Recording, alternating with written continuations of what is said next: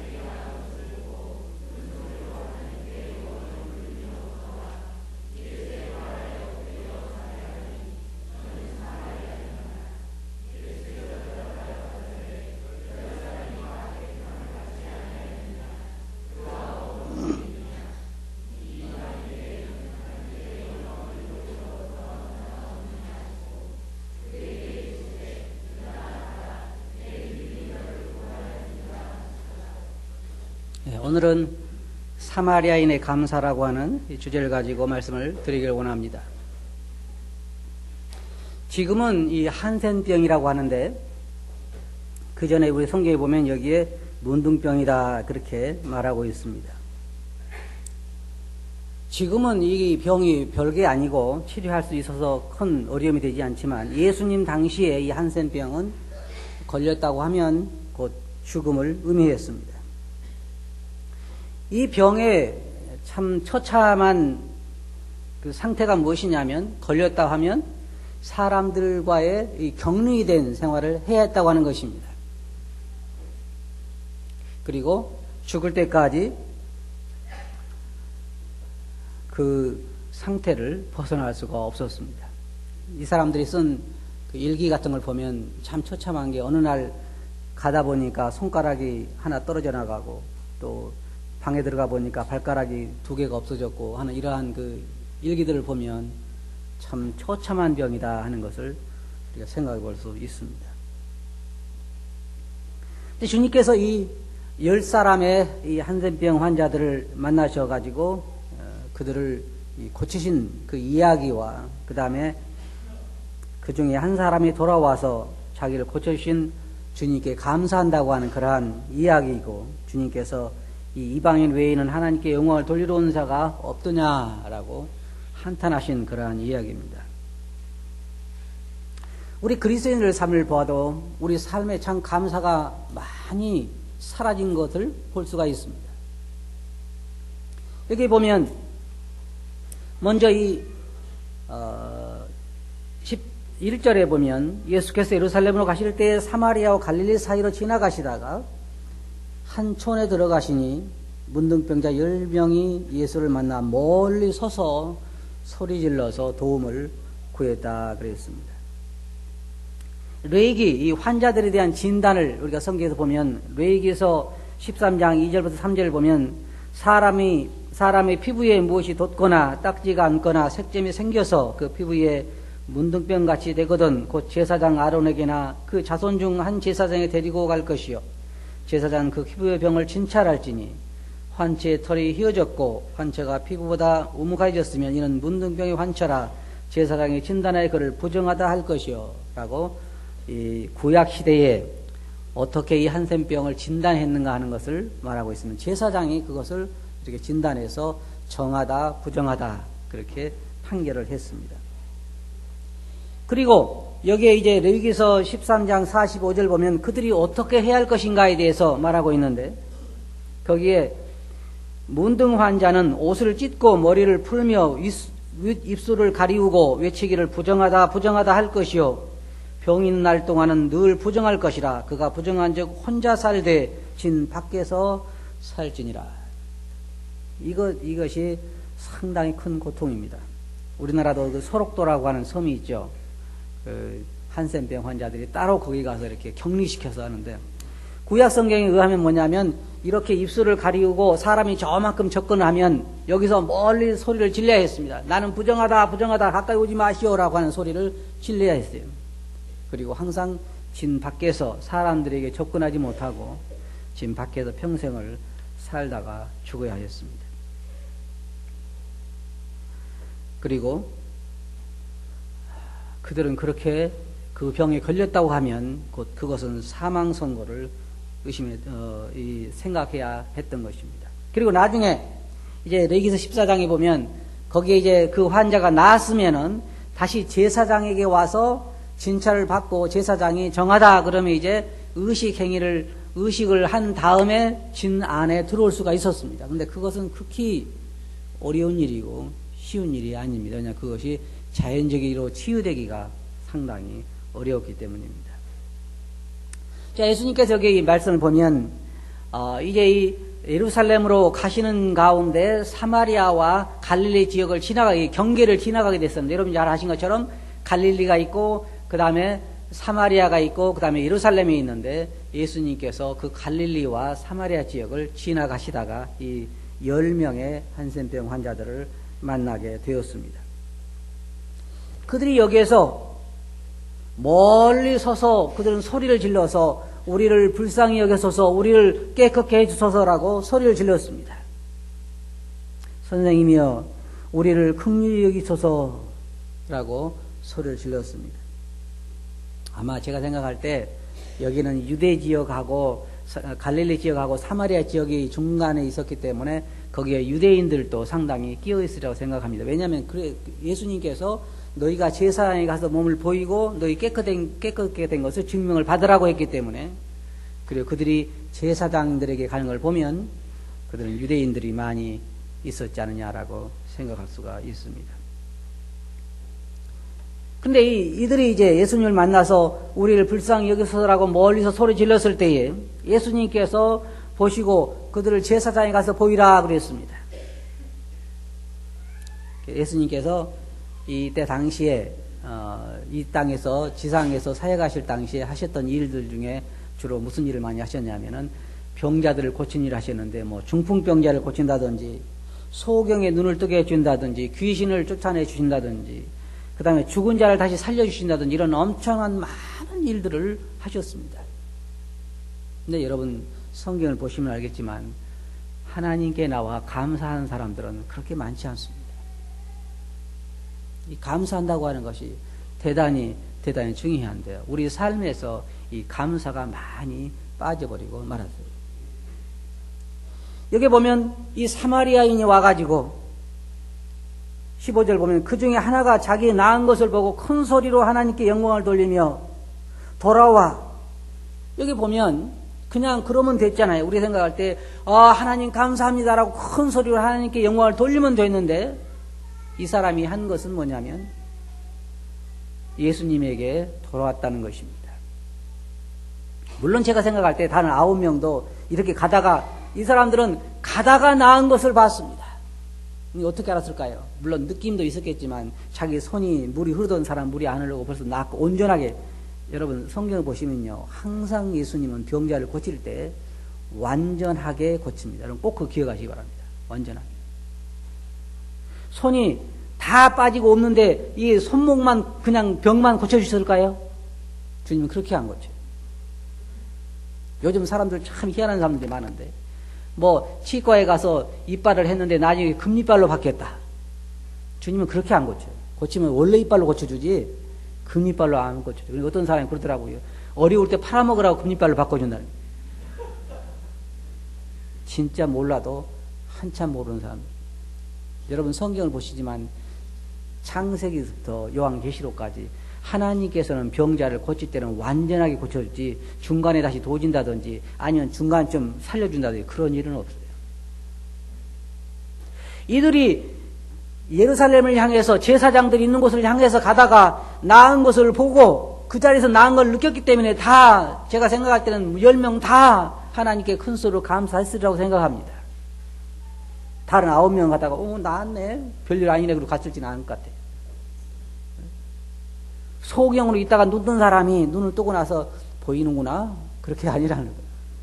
그냥 뛰고 기뻐하고 손뼉 치고 감사를 다 그럴 때 감사해. 우리 구원받은 사람도 보면은 처음에 구원받고 나서 예수님 영접하고 나서 눈을 떴을 때 너무너무 감사해. 어떤 사람은 밤새 찬송했다는 사람도 있고 뛰어다녔다는 사람도 있고 여러 사람들이 많아요.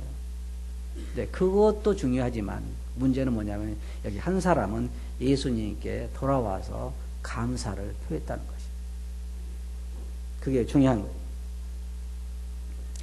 예수의 발 아래 엎드려 살해하니 저는 사마리아인이라. 예수께 대답하여 가라사대 10사람이 다 깨끗함을 받지 아니하였느냐? 그 9은 어디 있느냐? 그 9은 어디 있냐? 이 말입니다.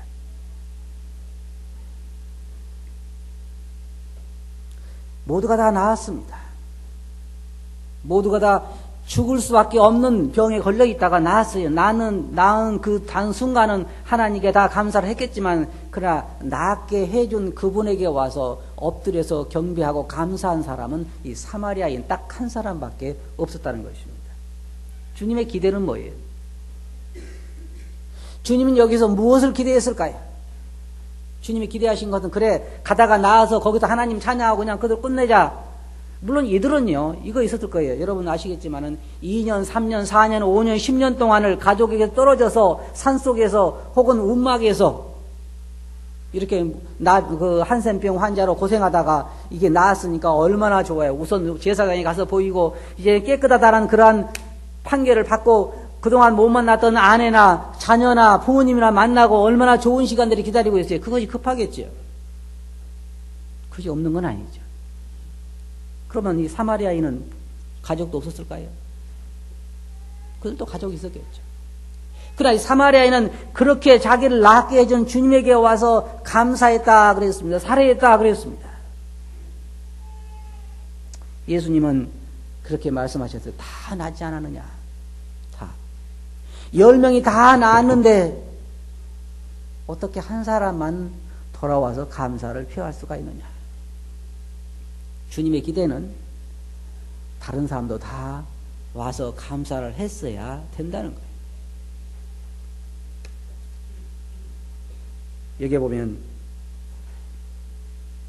그리스도인들의 우리 감사하는 삶에 대해서 조금 생각해 볼 수가 있습니다. 이 10명의 한센병 환자들의 이 나은 걸 통해서 한 사마리아인이 예수님에게 와서 이 감사를 표하는 이 사건을 통해서 우리가 생각할 수 있는 것은 뭐냐면, 우리들의 하나님에 대한 감사의 생활이 어떠한가를 점검해 볼 수 있다는 것입니다. 성경에 보면 1만 달란트 빚진 자가 나옵니다. 이 그리스도인의 삶에 대해서 성경에는 여러 가지로 많은 묘사를 하고 있어요.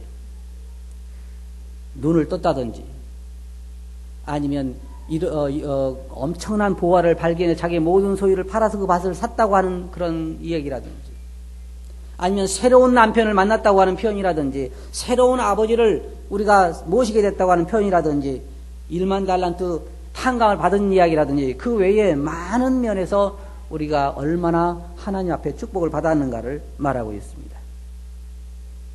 여기에 주님께서 마태복음 18장에 보면 천국은 그 종들과 회개하려 했던 어떤 임금과 같다고 이야기하면서 일반 달란트 빚진 자의 빚을 탕감해 준 얘기를 하늘나라에 대한 얘기로 비유로 이야기하셨습니다.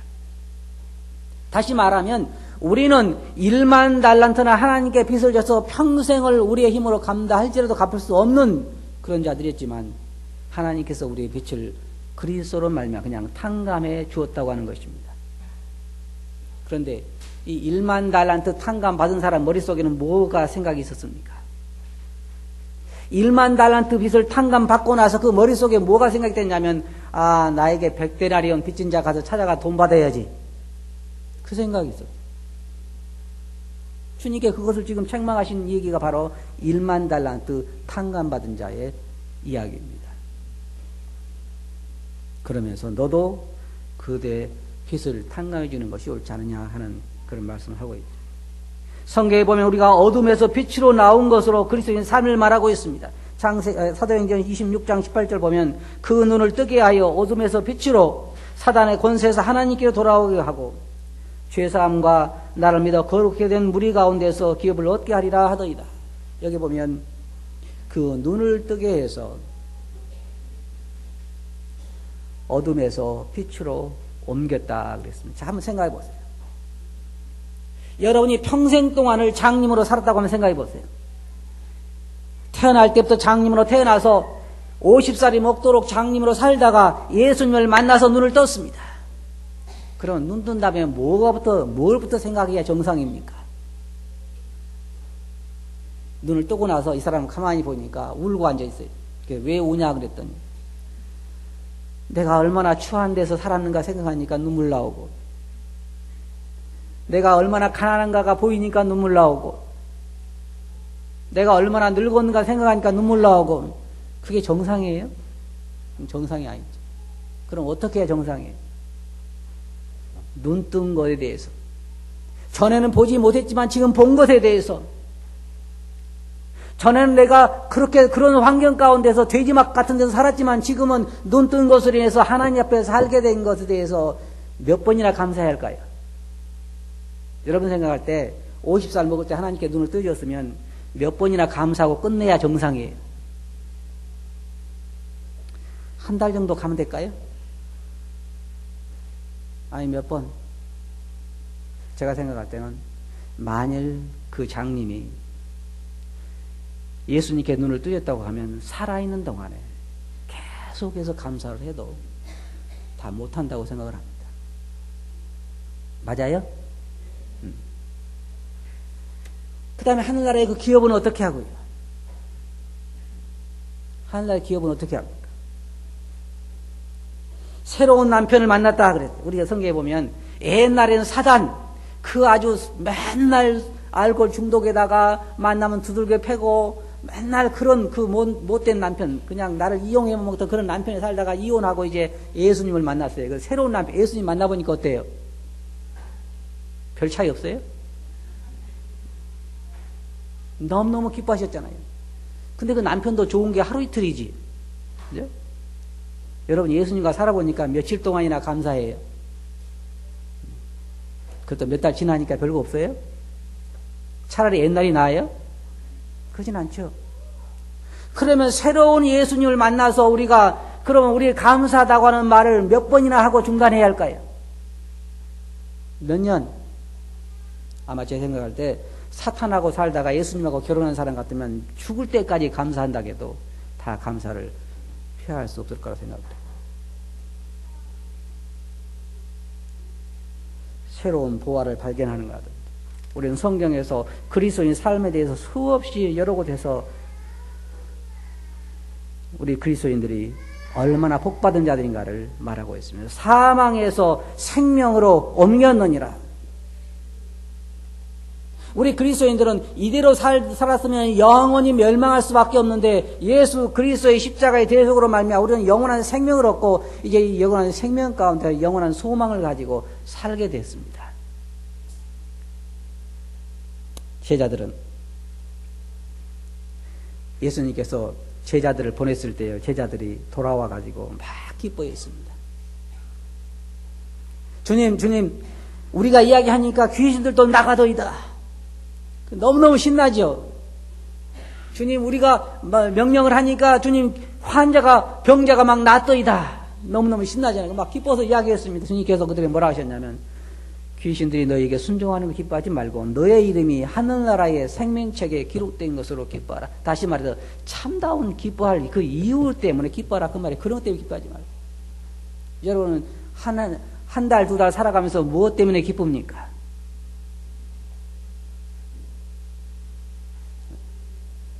기뻐할 일이 별로 없어요. 직장 돌아가는 꼴도 그렇고 사업도 그냥 별로고 애들도 공부도 지겹게 못하고 별로 기뻐할 일이 없죠. 자녀들은 또 병원에 줄나게 다니고 기뻐하는 사람들 보면 별거 아니에요. 보너스를 받았다든지 조금 승진이 됐다든지 별거 아닌데 주님께서 무엇 때문에 기뻐하라 그러냐면 너의 이름이 하늘나라의 생명책에 기록된 것으로 기뻐하라. 제가 왜 오늘 이런 말씀을 드릴까요? 우리 그리스도인들이 요즘 많이 감사를 잃어버렸어요. 제가 지난주하고 이번주 예배를 참석하면서 내가 예수님이 아닌 게 참 다행이다 생각했어요. 예수님이 여기 계셨으면 참 민망하실 것 같아요. 예수님에게 감사를 한다고 모이기는 모이는데 입을 잘 열질 않아? 그러니까 감사를 받으러 오신 분이 얼마나 민망하시겠어요. 그렇잖아요. 뭘 감사를. 제가 어떤 청년들이 드리는 예배를 참석해 본 적이 있는데 제가 참 감동을 받았어요. 마이크를 양쪽에 세우고 예배를 드리는데 양쪽에 줄을 서 있어요. 서로 감사하려고 쭉 줄을 서 있는데 기회를 얻기가 참 힘들 것 같아요.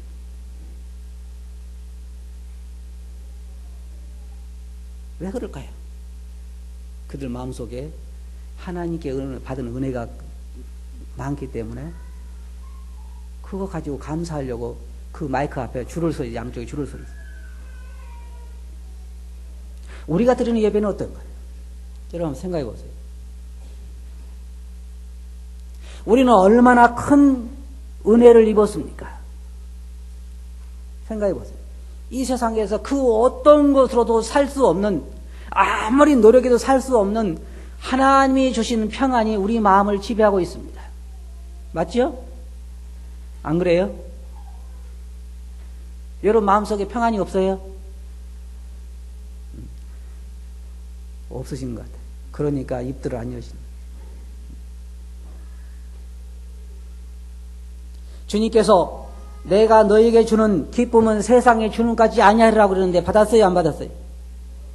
받았어요.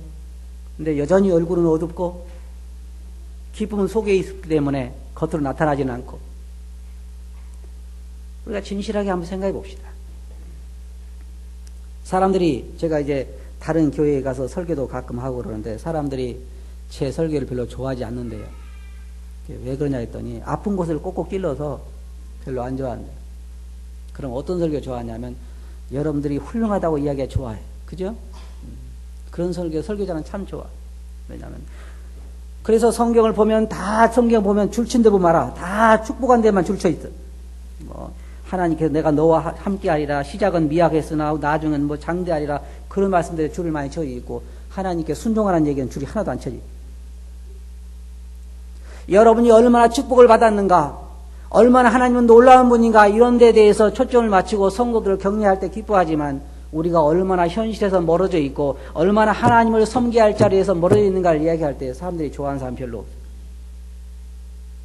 왜 그럴까요? 우리 자신이 보이거든요. 근데 우리가 한번 생각해 봅시다. 여기에 성경을 우리가 보면 성경은 에베소서 1장에서부터 우리들에게 말하기를 창세 전부터 하늘에 속한 모든 신령한 복으로 우리에게 복 주셨다 그렇게 말하고 있고, 주님께서 말씀하신 것처럼 우리는 이 세상에서 그 무엇과도 바꿀 수 없는 영원한 생명을 가지고 있습니다. 저는 요즘 제 주위에서 지금 세상을 떠나가는 사람들의 모습을 지켜보면서 늘 날마다 감사하는 건 뭐냐면 주님 제게 생명을 주셔서 감사합니다. 그렇게 하루에도 몇 번씩 얘기하면 주님께서 내 증인이 되시지만 저는 하루에도 몇 번씩 내게 생명을 주신 거 하나만 가지고도 감사합니다. 한번 생각해 봅시다. 여러분들이 가지고 있는 영원한 생명 이거 한 가지만 가지고도 몇 번 정도 감사하면 될까요? 네? 몇 번 정도예요? 한 달에 한 번 정도씩?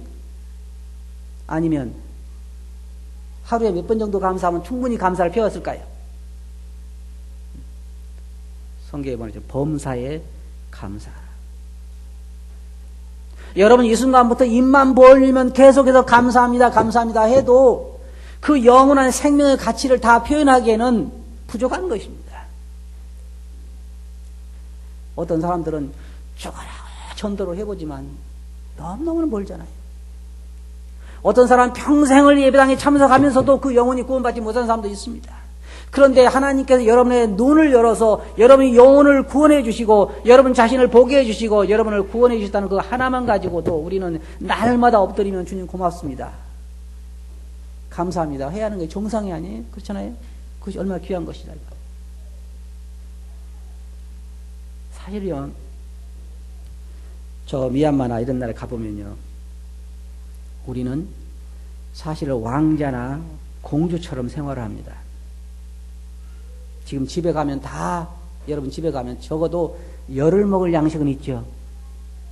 없어요? 없으신 분 손 들어보세요. 제가 드릴 테니까. 열을 먹을 양식 없으신 분. 옷도 얼마나 많은지도 몰라 다. 저도 몰라요. 제 옷이 얼마인지도 그렇게 많지는 않지만 그래도 정확히 무엇은 뭐가 어디에 있다는 걸 잘 몰라요. 여러분도 그래 하도 많으니까 잘 몰라. 우리 자매님들은 그릇이 몇 개인지도 몰라 다. 알아요? 아시는 분 계세요? 내 그릇이 30cm짜리가 몇 개고 20cm짜리 몇 개고 다 아세요? 접시가 몇 개고 다 몰라. 얼마나 많은지. 다들 뭐라냐면 우리는 이사 못 가 그래. 왜 이사 못 가 그래요? 그 말은 너무 집이 많아서 이사를 못 가는. 이건 미얀마에서는 이해가 안 가는 얘기예요. 갈 때 그냥 돌 3개만 가지고 오면 되는데 뭘 이사를 못 가? 여러분 저번에 보여준 부엌 봤죠? 거기서 가져갈 게 뭐 있어요? 솥단지 몇 개 가져가면 되지. 그렇게 많은 의복과 그렇게 좋은 부엌에서 그냥 손만 틀면 물이 나오는 그런 부엌 시스템에서 날마다 하나님께 주신 그러한 아름다운 곳에서 그렇게 풍족하게 먹고 살면서도 우리 입에서는 늘 감사가 줄어든다. 왜 그래요? 왜 감사가 줄어든다? 왜 예배 시간에 그냥 묵상한 사람들이 이렇게 많아? 생각해봐요. 한번 제가 여러분들 물어볼게요. 우리 이야기 나온 김에 한번 이야기 봅시다. 2달, 석 달, 넉 달이 가도 한 번도 하나님께 감사를 안 하는 것이 정상이에요? 한번 생각해보자. 주님의 몸을 상징하는 떡을 앞에 놓고 주님의 피를 상징하는 잔을 앞에 놓고 2달, 석 달, 넉 달을 참석하면서 어떻게 한 번도 감사를 안 할 수가 있어요? 왜? 감사할 게 없어서? 그렇지 않잖아요. 나를 위해서 십자가에 돌아가신 그것 하나만 가지고도 우리는 날마다 예배 때마다가 아니라 날마다 하나님 앞에 나와 주님 고맙습니다. 고맙습니다. 그렇게 해야 정상입니다. 맞아요? 네. 그게 정상입니다. 하다 안 되니까 첫째 주는 청년회 해라. 둘째 주는 뭐 바나바 해라. 뭐 여호수아 해라. 나중에는 뭐 베드로반 해라. 그리까지 했는데도 안 해? 주님에게 참 미안해요. 다음 주일부터 주님 여기 오시지 말라고 내가 해야 되거든. 딴 데로 가시라. 생각해 봐야 돼요. 생각해 봐야 돼요. 한나는 이렇게 기도하잖아요. 삼상 2장 8절 보면 가난한 자를 진토에서 일으키시며 빈곤한 자를 거름더미에서 드사 귀족들과 함께 앉게 하시며 영광의 위를 차지하게 하신다. 이 한나의 기도에 보면 뭐라고 하냐면 거름더미에서 일으키셔서 귀족들과 함께 해주셨다는 거예요. 비교를 해보세요. 나는 지금 퇴비더미에서 함께 있어갈 썩어갈 그런 위치에 있었는데 그 거름더미에서 퇴비더미에서 나를 찾아서 귀족들과 함께 앉게 해주셨다는 거예요. 이거 비유예요. 성경에서. 제가 그랬어요. 여러분이 그랬고 우리는 하나님도 없고 소망도 없고 전혀 희망이 없는 자들이었는데 우리를 구원해 주신 거예요. 다윗의 고백을 보면 시편 40편 2절부터 3절까지 보면 나를 기가 막힐 웅덩이와 수렁에서 끌어올리시고 내 발을 반석 위에 두사 내 걸음을 견고케 하셨도다. 그리고 그는 말하기를 새 노래 곧 우리 하나님께 우리를 찬송을 내 입에 두셨으니. 여러분 다윗을 보면 시편에 찬송을 많이 썼잖아요. 왜 그랬을까요? 그는 이와 같은 그 인식을 가지고 있었기 때문에 나를 기가 막힐 웅덩이와 수렁에서 끌어올리셔서 반석 위에 내 발을 세우셨다. 그러한 그 생각이 다윗으로 많은 시편을 짓게 만들고 많은 노래를 하게 만든 것입니다. 그리고 이스라엘 백성들에 대한 하나님의 말씀을 보면요. 이사야서 51장 1절 보면 의를 쫓으며 여호와를 찾아 구하는 너희는 나를 들을지어다. 너희를 떠낸 반석과 너희를 파낸 운무간 구덩이를 생각해보라. 여러분 한번 생각해보세요. 만일 여러분이 예수 그리스도가 아니었으면 어떤 삶을 살다가 어떻게 죽었을까요? 그리고 어디로 갔을까요? 저는 어느 날 제가 예수님을 만나지 못했을 경우를 생각해서 한번 제 삶을 생각해 봤습니다. 저는 틀림없이 알코올 중독자가 되어 있었을 것입니다. 지금은 술을 안 마시고 못 마시지만 그러지 않겠죠. 저는 제 스타일이 알아요. 제가 좋아할 사람 같아요. 서로 좋아할 사람. 그 다음에는 세상 향락에 젖어서 아마 가정도 파괴되고 살았을지도 몰라요. 비참한 거예요. 대부분 사탄의 밑에서 우리는 비참한 삶을 살다가 그것으로 끝나면 괜찮은데 그냥 영원한 지옥에 영원한 불못에 가야 한다고 하는 이 사실, 우리는 그것 가운데서 우리가 살다가 이 예수 그리스도를 만나서 구원을 받게 된 거잖아요. 골로새 3장 16절 17절 보면 그리스도의 말씀이 너희 속에 풍성히 거하여 모든 지혜로 피차 가르치며 권면하고 시와 찬미와 신령한 노래를 부르며 마음의 감사함으로 하나님을 찬양하고 또 무엇을 하든지 말이나 일이나 다 예수 이름으로 하고 그를 힘입어 하나님 아버지께 감사하라. 이게 사도 바울들에게 권고하고 있는 것입니다. 예배에는 몇 가지가 있습니다. 첫째로 우리의 삶을 통해서 드리는 예배입니다. 제가 말하는 것은 어떤 사람들 경우는 주일날 와서 매주일 예배에 참여는 잘하는데 예배당 문만 나가면 그 삶은 엉망인 사람이 있어요. 그건 예배가 아닙니다. 그건 하나님을 기롱하는 거죠. 첫째 예배는 우리의 삶을 통해서 드리는 것입니다. 내가 나가 있는 그 회사, 내가 나가 있는 그 마을, 내가 사는 그 주위에서, 환경에서 나를 접한 사람들이 내 삶을 통해서 하나님을 찬양할 수 있도록 하는 것이 우리의 삶을 통한 예배입니다. 저희의 너희 착한 행위를 보고 하늘에 계신 너희 아버지께 영광을 돌리게 하라. 이것이 로마서에 있는 것은 너희 몸을 거룩한 산 제사로 드려 하나님 아버지께 영광을 돌리라는 것이 그것입니다. 예배는 삶에서 시작되는 것입니다. 예배당 안에서만 되어지는 것이 아니에요.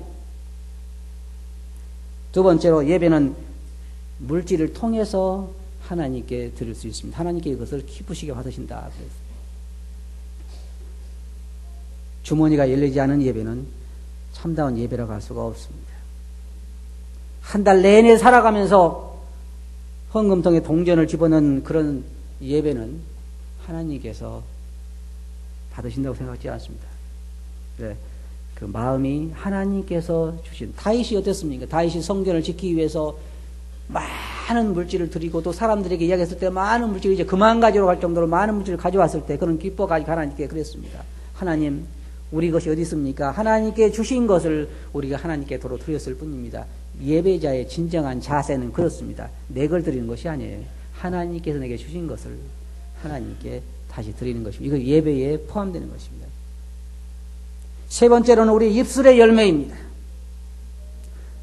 우리가 집에서뿐만 아니라 주위에서도 언제나 우리가 하나님께 감사하는 그런 입술의 열매가 있어야 할 뿐만 아니라 예배당에 와서 우리가 하나님께 떡과 잔을 가지고 예배를 드릴 때에 은혜를 입은 자들이 해야 하는 것은 마땅히 하나님께 감사를 드려야 한다는 것입니다. 물론 앉아서 감사 드릴 수 있지만 특별히 우리 형제들은 나와서 혹은 그곳에서 하나님께 예배를 드려야 감사를 표현하는, 내가 받은 은혜에 대해서 감사를 표현하는 것입니다. 이것이 그리스도인들의 예배는요, 하고 싶으면 하고 안 하고 싶으면 안 하는 게 아니에요. 오늘 내가 평안함이 없네요. 그런 것이 아니에요. 예배는 의무입니다. 의무.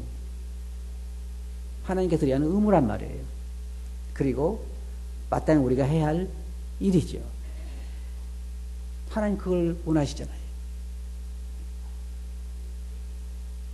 이 사마리아인의 경우를 한번 보세요.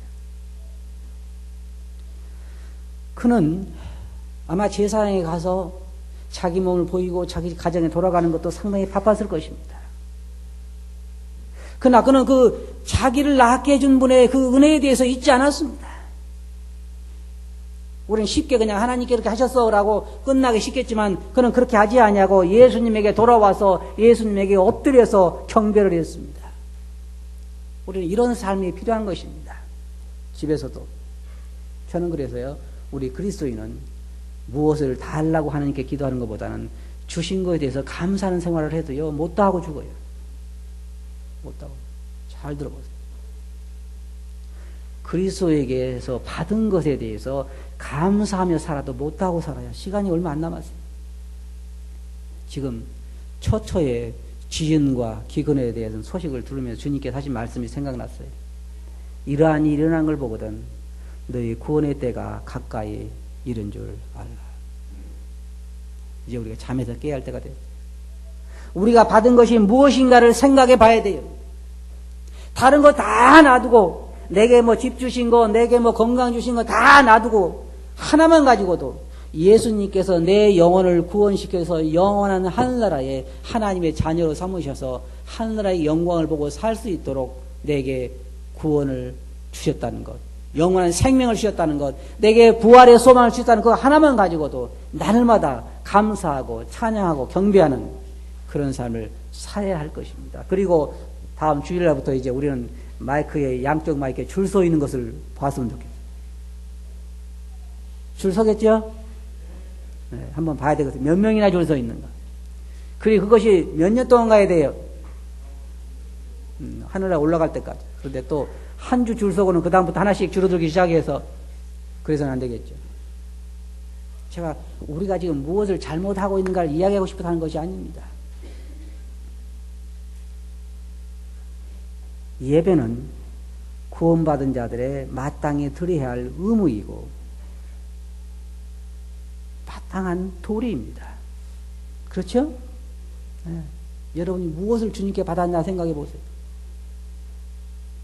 이제 더 이상 어린아이처럼 무엇을 달라고 하나님께 기다리고 그런 것보다는 여러분이 받은 것이 얼마나 많은가 생각해 보세요. 그리고 하나님께 엎드려서 경배하시기 바랍니다. 그렇게 하시겠어요? 기도합시다.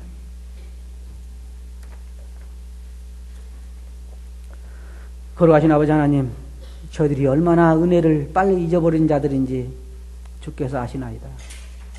저희들 용서해 주시고 주여 저희들이 주께 받은 것이 얼마나 많은가를 생각하게 하시고 감사할 수 있는 자가 되게 해 주시옵소서. 입술에 열매를 맺고 입술로 찬양하고 경배하고 감사의 생활이 우리 몸에 배는 저희들이 되게 해 주시옵소서. 주의 말씀 주께 의지하고 예수님 이름으로 아버지께 감사하며 기도하옵나이다. 아멘.